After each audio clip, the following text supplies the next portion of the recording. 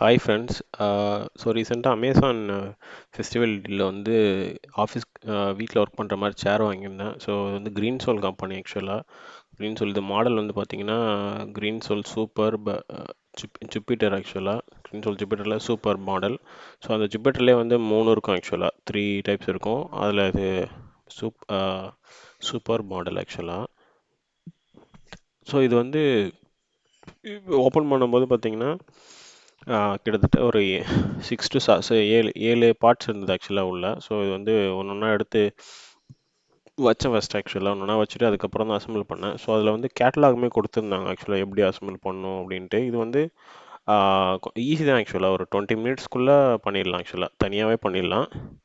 So இன்னொரு ஆள் இருந்தால் கொஞ்சம் ரொம்ப ஈஸியாக இருக்கும்.